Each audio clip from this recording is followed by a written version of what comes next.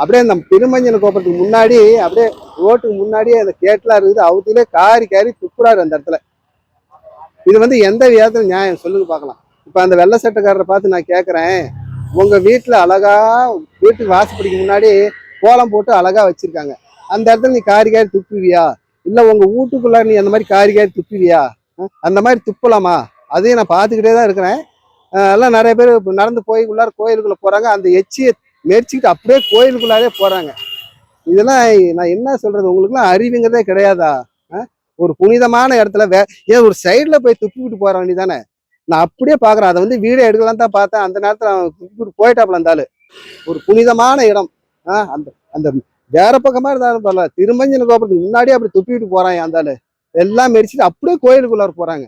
அப்படியே கருவறைக்குள்ள போய் அதெல்லாம் இதெல்லாம் ஒரு நான் என்னத்த சொல்றது, ஒரு புனிதமான இடம். அண்ணாமலையார் உண்ணாமலையாமாவும் எவ்வளோ ஒரு புனிதமான இடமா இருக்கிறாங்க. அந்த இடத்துல வந்து இந்த மாதிரி ஒரு அசிங்கம் பண்ணலாமா? இது எந்த விதத்தில் நியாயம்? அதனால மக்களே, கிரிவலம் வர மக்கள் வந்து கீழே பார்த்து நடந்து போங்க. அந்த எச்சை தொட்டுக்கிட்டு அப்படியே உள்ளார போக வேண்டாம்.